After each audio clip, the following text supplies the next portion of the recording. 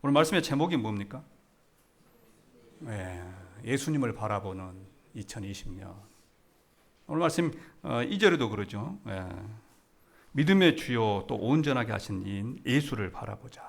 예수를 바라보자.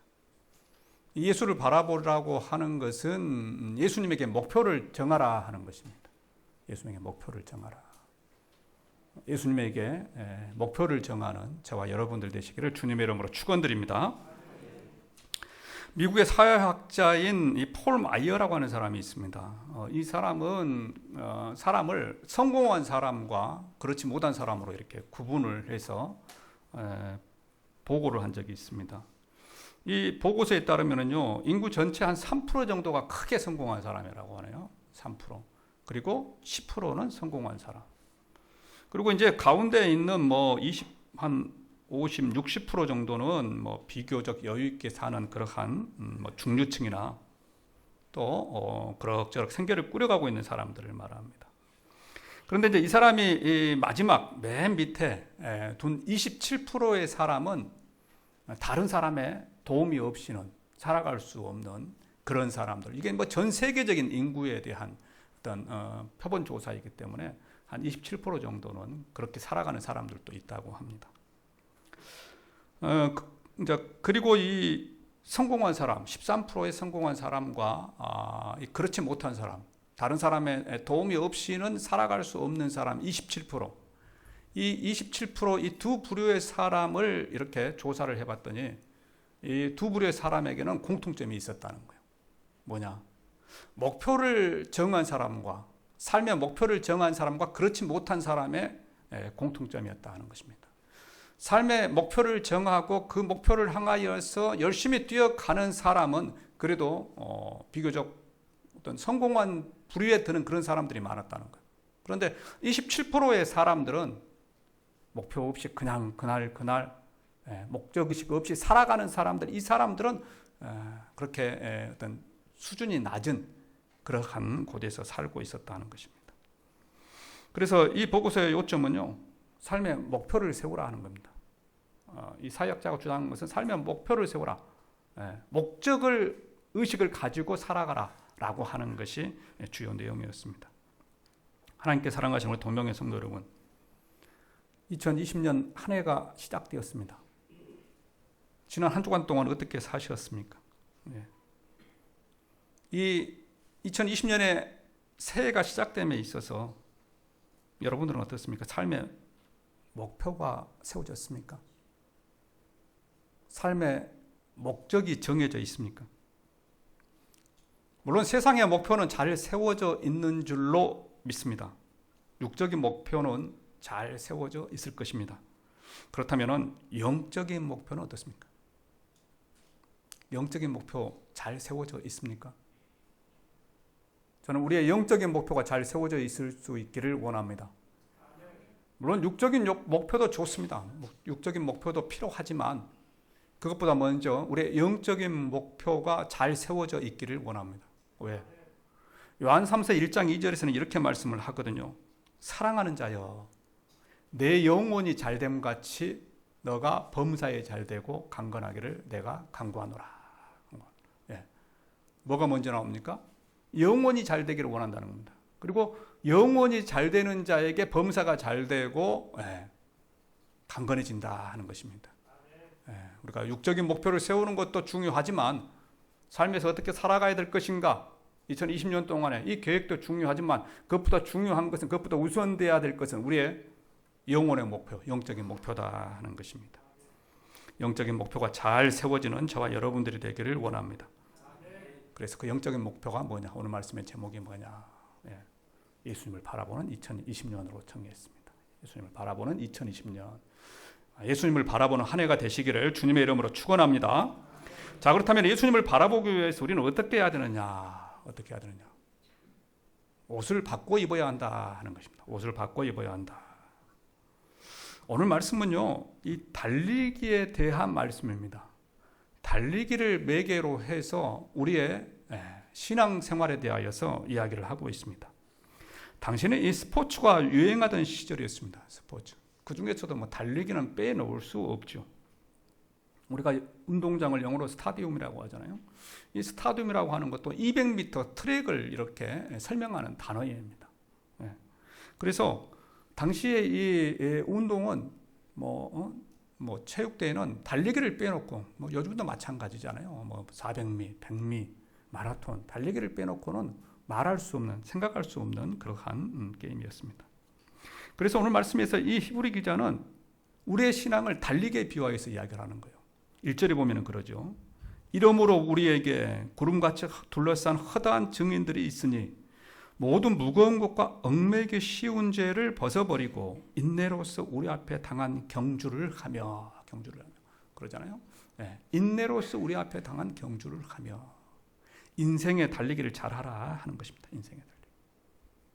금년 한 해 2020년 한 해 우리 성도들 인생의 달리기를 잘할 수 있기를 원합니다.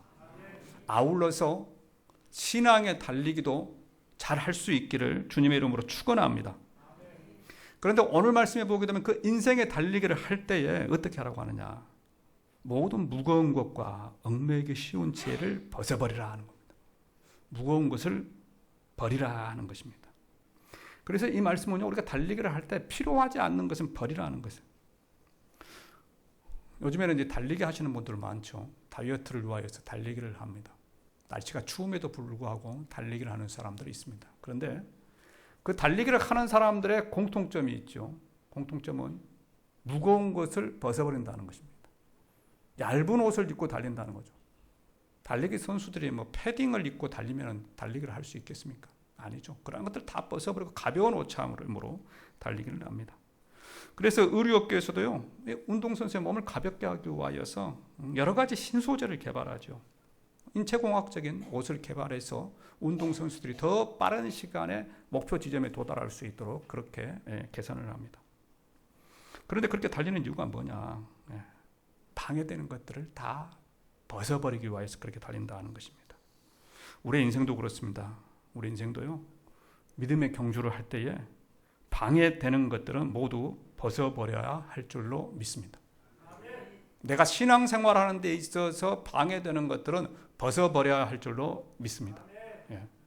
내 믿음이 성장하는 데 있어서 그것을 가로막고 있는 것들은 우리가 벗어야 할 줄로 믿습니다. 이 시간 내가 벗어야 할 것이 무엇인지 한번 생각해보는 우리 동명의 성도들 되시기를 주님의 이름으로 축원드립니다. 그렇다면 믿음의 경주에 있어서 벗어버려야 할 것은 무엇이냐? 그것은 뭐니 해도 옛 습관이라 그렇게 말씀을 하고 있습니다. 우리 그리스도인들은요, 그리스도인이 아닐 때에 했던 것들을 벗어버려야 한다 하는 것입니다. 왜? 이제는 그리스도인이 되었으니까. 이것을 에베소서 4장 22절부터 24절에서는 이렇게 말씀을 합니다. 우리 함께 읽어보겠습니다. 너희는 유혹의 욕심을 따라 썩어져가는 구습을 따르는 옛사람을 벗어버리고 오직 너희의 심령이 새롭게 되어 하나님을 따라 의와 진리의 거룩함으로 지으심을 받은 새 사람을 입으라.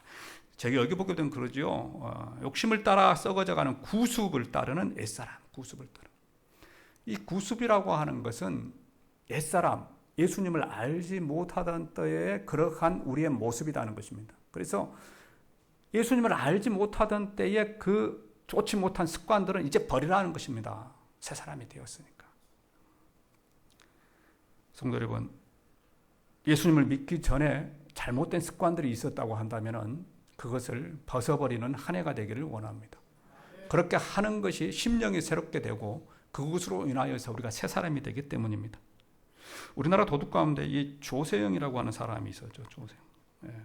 7, 80년대에 대도라고 불렸던 이 사람은 이 당시에 부유층과 권력층의 인사들의 집만 털었다고 합니다. 그래서 아주 대담하다고 그래서 대도라고 불렀어요. 그런데 이 사람이 왜 그런 부유층, 권력층의 인사의 집을 털었느냐? 그 집은 좀 숨겨놓은 것들이 많아가지고 웬만한 거 가져가도 신고를 안 한답니다. 신고를 못 한답니다. 그래서 그런 집만 역으로 털었대요. 그렇게 털었어요. 그런데 어느 날 잡혔습니다. 어떻게 잡혔느냐? 당시 큰 사건이었던 장영자 사건이 있었습니다. 장영자라는 여자분. 그 사건을 조사하다가 이 사람이 걸려든 거예요. 그래서 이 사람이 체포되어 가지고 16년형을 삽니다. 16년을 살 때 감옥에서 예수님을 영접을 했어요. 예수님을 영접해서 그가 이제 만기 추록을 하고 나서 목사가 되었습니다. 목사가 되었어요. 그래서 처음에 추록하고 나서는 뭐 각계각층에서 그를 이렇게 뭐 데려다가 강의도 시켰습니다. 범죄 예방 교육 뭐 이런 것들 교육 모범이 되니까 모델이 되니까 시켰습니다. 그런데 그것도 뭐 이제 뭐 1, 2년 하고 나면은 다 미천이 떨어지잖아요. 근데 그러고 나니까 이 사람에게 생활고가 닥친 거예요. 생활고가 닥쳐가지고 그가 일본으로 원정을 가죠. 원정을 가서 도둑질을 하다가 걸렸습니다. 참 목사라고 하는 타이틀이 있는데 걸려가지고 정말 국제적인 망신을 샀지요. 근데 이 사람이 또 우리나라에 이제 거기서 뭐 오늘 살고 나왔는지 어떤지 모르지만은 작년 말에 또 가정집을 털었습니다. 가정집을 털다가 잡혀서 이제는 대도가 아니라 좀도둑이 되었다 하는 것입니다. 그런데 왜 그렇게 되었느냐? 왜 그렇게 되었느냐? 옛 습관을 버리지 못했기 때문에 그렇다 하는 것입니다. 옛 습관을 그대로 가지고 있었기 때문에 그대의 삶에 대하여서는 변화가 하나도 없었다 하는 것입니다. 성도 여러분, 나쁜 습관은 고쳐야 합니다. 우리가 그리스도인이 되었기 때문에 그리스도인이 되었다고 하는 것은 그 나쁜 습관을 고쳐가면서 그리스도인의 좋은 습관들, 새 사람이 되어야 한다 하는 것입니다. 나쁜 습관을 고치는 저와 여러분이 되기를 원합니다. 나쁜 자리는 피하는 저와 여러분들 되시기를 주님의 이름으로 축원드립니다. 옛사람을 버리고 이제 심령이 새롭게 되어서 새 사람이 되는 의와 진리와 거룩함으로 새 사람이 되는 우리 동명의 성도들 되시기를 주님의 이름으로 축원합니다. 그런데 나쁜 습관은 도둑질만 있는 것도 아니죠. 게으름도 나쁜 습관입니다. 어떤 사람은 게으릅니다. 그래서 게으른 사람은요 언제나 게을러요. 언제나. 그래서 교회도 보면요 늦게 오시는 분은 항상 늦게 옵니다 라고 하는 멘트를 적어놨는데 오늘 보니까요 늦게 오신 분들이 빨리 온 사람들이 있어요. 그래서 늦게 오는 사람이 항상 늦는다고 하는 말은 아닐 수도 있다 하는 겁니다. 이거 오늘 평상시에 늦게 오신 분들이 빨리 온 사람들이 있어요. 그런데요 보편적으로 보면은 늦게 온 사람은 늦게 오도록 되어 있어요. 와요. 제가 여기 설교하고 있으면은 다 알잖아요. 근데 늦게 온 사람은 항상 늦게 왜 그런지 모르겠어요. 늦게 와가지고 3층으로 올라가는 사람은 이거 보면 다 보여요. 여기서 3층으로 올라. 왜 그런지 모르겠어요. 그것은 나쁜 습관이기 때문에 그렇다 하는 것입니다. 우리 교회 왔던 어떤 집사님 전에 있던 교회 지금 안 계십니다. 그 교회는 예배를 11시 15분에 시작을 한대요. 11시 15분. 그래서 왜 11시 15분에 시작합니까? 했더니 11시에 시작하면 꼭 늦게 오는 사람들이 있대요. 늦게 오는 사람. 그래서 예배를 11시 15분에 시작을 한다네요. 처음에는 늦게 와서 11시 15분에 했대요. 그래서 제가 물어봤어요. 그래서 그 다음에 그 사람들 빨리 왔습니까? 그 사람들은 그래도 늦는데요. 그래도 늦어. 늦는 것은 습관이라는 겁니다. 습관.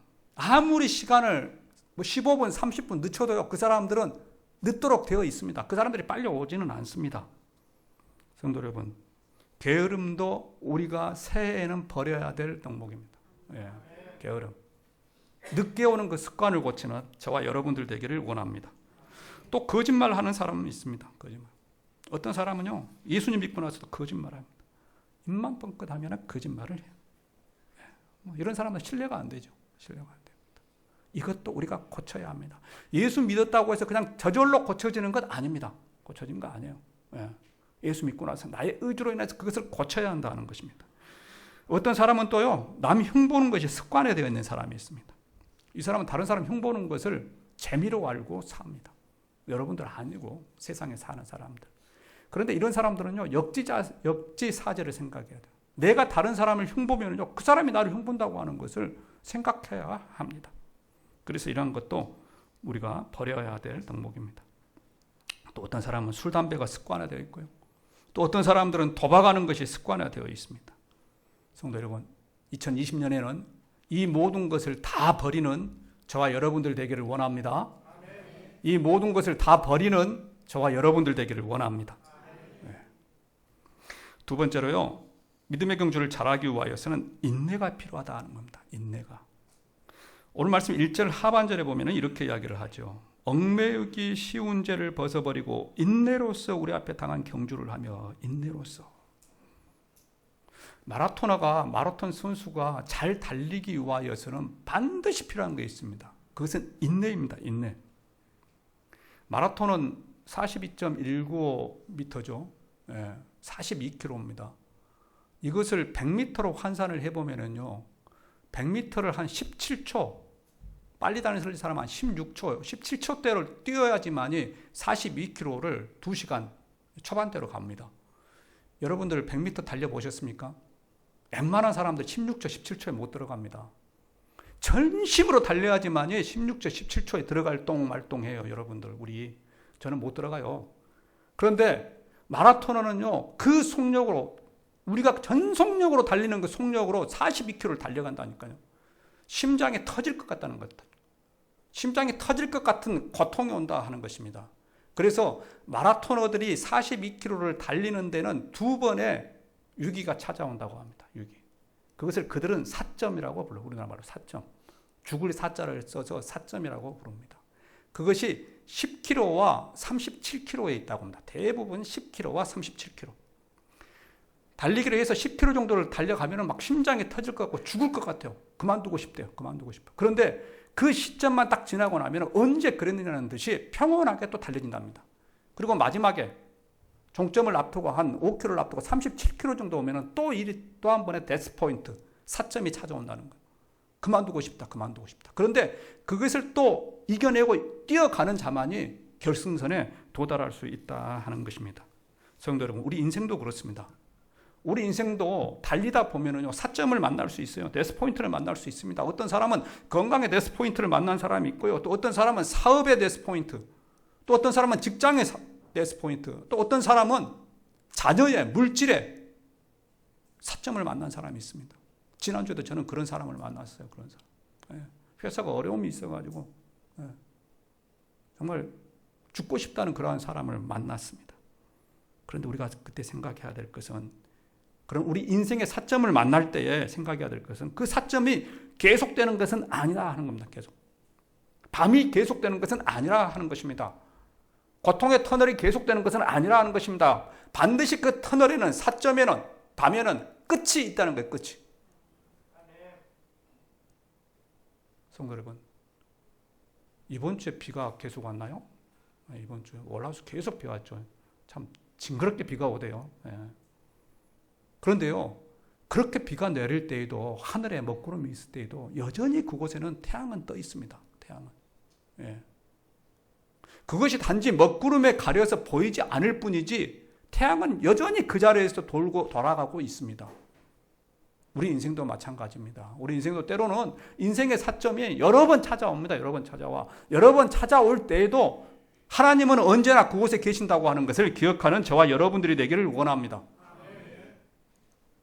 예수님은 언제나 우리를 바라보고 계신다는 것입니다. 그래서 운동선수들이요, 이 사점을 만날 때 생각하는 것이 있대요. 사점을 만날 때 자기만의 그 사점을 이기는 노하우가 있답니다. 어떤 분은 어머니를 생각한대요. 어머니를. 또 어떤 분은 사랑하는 사람을 생각하고, 또 어떤 사람은 끝나고 나가지고 휴가가 있을 것을 생각하는, 그렇게 그 생각을 하면서 그 사점을 넘어간다고 합니다. 그런데 성도 여러분, 우리는 그리스도인이죠. 우리는 그리스도인이기 때문에 이러한 인생의 사점을 만날 때 누구를 바라봐야 될까요? 누구를 바라봐야 될까요? 누구를 바라봐야 할까요? 좀 큰 소리로 한 번 더. 누구라고 말 안 하는데 제가 이름 이야기하다 참았습니다. 예수님을 바라보라는 겁니다. 예수님을 바라보라. 오늘 말씀 2절에서 그렇게 말씀을 하잖아요. 믿음의 주 온전하신 예수를 바라보라. 예수를 바라보라. 그는 그 앞에 있는 기쁨을 위하여 십자가를 참으사 부끄러움을 개의치 아니하시더니 하나님 보좌 우편에 앉으셨느니라.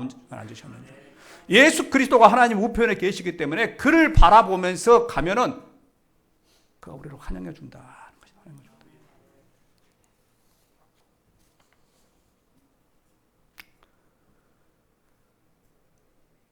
마라토너들이 사점을 만날 때에 여러 가지 생각을 한다고 했잖아요. 여러 가지 생각을 할 때에 어떤 사람들은 그 달리기에 선두 그룹에 서 있는 사람들은 이것을 생각한다 합니다.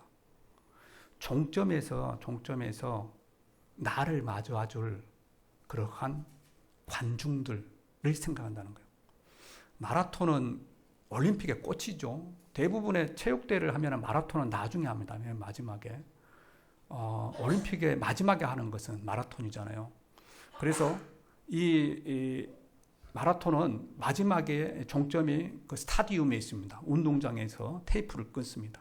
그래서 42km를 돌아오고 나서 마지막은 이제 관중들이 모여있는 그 체육관으로 운동장으로 들어가죠. 그러면 그 운동장에는 이제 폐막을 하기 위해서 수많은 사람들이 이렇게 모여 있습니다. 모여 있는데 그곳에 문이 쫙 열리고 1등 달린 선수가 쫙 들어가면 어떻습니까? 그 운동장, 경기장에 있는 사람들이 다 일어나죠. 다 일어나가지고 달려오는 사람을 박수를 치면서 환영을 합니다. 달리기의 선두그룹에 서 있는 사람들은 그 장면을 생각하는, 그 장면의 희열을 생각한다는 거예요. 우승을 경험해 본 사람들은 그 문을 쫙 열리면서 그 운동장으로 들어갔을 때 모든 사람이 일어나서 박수를 치는 그것을 생각하면서 마지막에 그 어려운 사점을 지나간다고 합니다.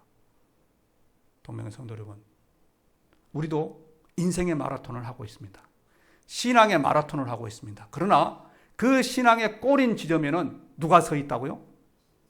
예수 그리스도가 서 있다 하는 것입니다. 우리를 위하여 십자가에 죽으신 그 예수님께서 하나님 보좌의 우편에서 우리를 기다리고 있다는 것입니다.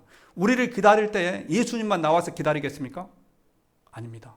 믿음의 선배들 다 나와서 기다립니다. 그 믿음의 선배들을 히브리서 11장, 우리가 읽었던 12장 그 바로 앞에 보면은 믿음의 장이라고 하는 믿음의 선배들이 나와 있습니다.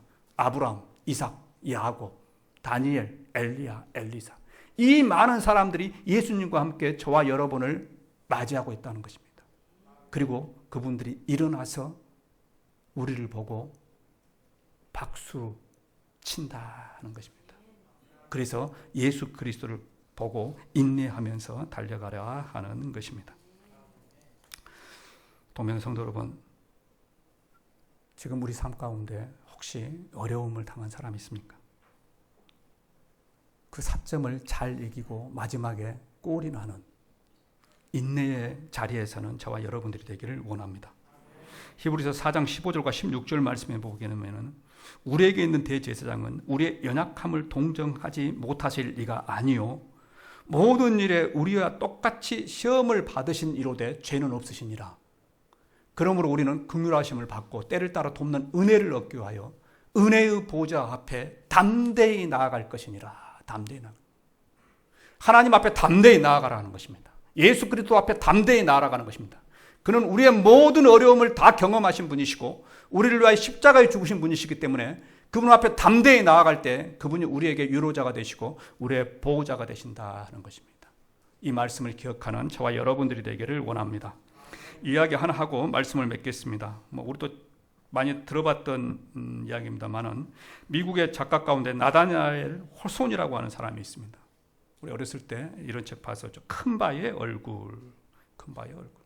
이 책은 미국의 뉴햄프셔 주에 있는 캐논산에 있던 그 큰 바위의 얼굴을 모티브로 해서 이 소설을 이 호든이라고 하는 사람이 썼습니다. 여기 나오는 그 소설의 주인공은 어니스트라고 하는 소년입니다. 소년. 이 소년이 사는 집 앞에는 큰 바위가 있었어요. 그런데 그 바위가 사람의 얼굴처럼 생겼습니다. 그래서 사람들은 그 바위의 이름을 큰 바위의 얼굴이라고 이렇게 이름을 붙였습니다. 그런데 그 마을에는 그 바위에 대하여서 전해오는 전설이 하나 있었어요. 무슨 말이냐? 이 마을에서 큰 바위의 얼굴과 같은 사람이 태어난다라고 하는 그러한 전설이 있었습니다. 그래서 그 사람들은 그 전설에 따라서 그곳에서 큰 바위의 얼굴, 큰 인물이 태어날 것을 생각하면서 그를 기다리면서 살았습니다. 이 소년도 그 전설대로 큰 바위 얼굴을 보면서 그 전설을 믿고 살았어요. 그러던 중 어느 날 그 큰 바위 얼굴이 닮았다고 하는 부자를 만납니다. 부자가 자기 마을에 왔다는 소식을 듣고 이 어니스트가 찾아가요. 찾아갔더니 그 사람은 부자기는 한데 인색하기 없는 장사꾼이었습니다. 인색하기 짝이 없는 장사꾼이었어요. 그래서 돌아옵니다. 그리고 또 나서 며칠이 지나고 나서 어느 날 그 큰 바의 얼굴에 장군이 나타났다고 해서 또 그를 찾아가 보았습니다. 그랬더니 역시 그도 무자비한 장수에 지나지 않았습니다. 그 다음에는 유명한 정치인이 큰 바의 얼굴에 정치인이 태어났다고 해서 그를 찾아갔더니 말은 참 잘합니다. 말은 참 잘하는데 삶은 따라주지 못하는 사람이었습니다. 그래서 그 사람을 기다리다가 어느덧 세월이 흘렀습니다. 그리고 이 어니스트라고 하는 소년은 이제 나이가 들어서 그의 나이도 80세가 되었습니다. 어느 날 이 어니스트가 밭에서 일을 하고 있는데 지나가던 사람이 어니스트를 향해서 그럽니다. 어니스트 할아버지, 할아버지가 저 큰 바위의 얼굴을 닮았네요. 그리고 이야기의 끝은 맺습니다. 자, 그렇다면 어떻게 해서 그 전설이 이루어졌을까요? 어떻게 해서 어니스트가 그 큰 바위의 얼굴을 닮았을까요? 어니스트가 그 큰 바위의 얼굴을 닮은 것은 그 큰 바위의 얼굴을 바라보며 그 큰 바위의 얼굴을 기다리며 살았기 때문입니다. 이 큰 바위의 얼굴의 작가 나다나엘 호손이라고 하는 사람이 이 큰 바위의 얼굴이라고 하는 책을 통하여서 우리에게 가르쳐주고 싶은 메시지는 사람은 보고 살아가면 본대로 닮아간다 하는 것입니다. 무슨 말이냐? 예수님을 보고 살아가면 예수님을 닮아간다 하는 것입니다. 동명의 성도 여러분, 저는 이 말이 맞다고 생각합니다. 예수님을 바라보고 살면은요, 우리는 예수님을 닮아갑니다. 술 주정뱅이를 보고 살아가면 우리는 술 주정뱅이를 닮아갑니다. 도박하는 사람들을 보고 살아가면은 도박하는 사람이 됩니다. 거짓말하는 사람들과 한번 살아보십시오. 거짓말을 할 수밖에 없습니다. 그러나 우리가 예수 그리스도를 바라보고 살아갈 때 우리가 예수 그리스도를 닮아가게 될 줄로 믿습니다. 온전히 예수님을 닮지 못하지만은 예수님을 바라보고 살 때 그래도 지금보다는 조금 더 나은 사람이 될 수 있다 하는 것입니다. 그렇죠. 예수님을 보고 살아왔기 때문에 우리가 지금 예수님을 닮아 있지 않겠습니까? 여러분들 그렇지 않겠지만은 조금이라도 더 우리가 예수님을 닮은 모습을 가지고 있다 하는 것입니다. 동명의 성도 여러분, 예수님을 바라보는 저와 여러분이 되기를 원합니다. 그래서 예수님을 닮은 그리스도인이 되시기를, 그런 한 해가 되시기를 주님의 이름으로 축원드립니다. 기도하겠습니다.